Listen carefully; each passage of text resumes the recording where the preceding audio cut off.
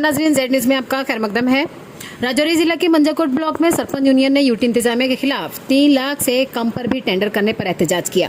एक बयान में सरपंच मोहम्मद मुमताज ने कहा कि यूटी इंतजामिया के इस बदतरीन फैसले से राजौरी जिले को 18 करोड़ का नुकसान हुआ है।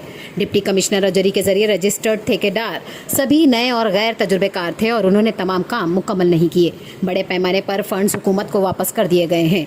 उन्होंने कहा कि गैर तजुर्बेकार ठेकेदारों ने पब्लिक वर्क्स को बहुत नुकसान पहुंचाया है। मजीद ये कि यूटी इंतजामिया की तरफ से 3 लाख की लागत से कम टेंडर करना एक गैर मुताल्लका फैसला है। आगे देखिए हमारे नुमाइंदा आकिब खान की ये रिपोर्ट।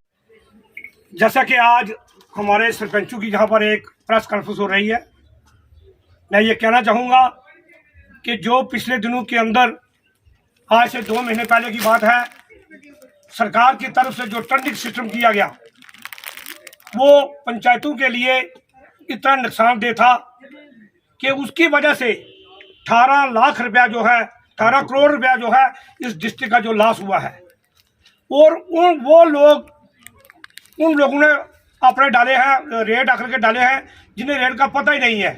जिसका 2 लाख रुपया, जिस काम का 2 लाख रुपया प्लान में था उसका उन्होंने 80,000 रुपया डाल दिया। जिसका 3 लाख रुपया प्लान के अंदर था उसका उन्होंने लाख रुपया डाला।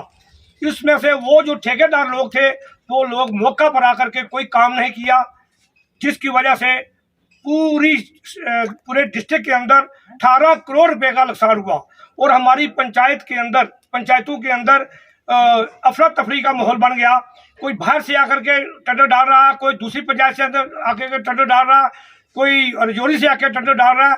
इसकी कोई लिमिटेशन नहीं थी। तो मैं ये कहना चाहूँगा, मैं सरकार को ये कहना चाहता हूँ कि इस किस्म की जो आपने ये जो टेंडरिंग सिस्टम शुरू किया है इसमें लॉस ही लॉस है। इसमें जो सरपंच है, सरपंच के हाथ में क्या है?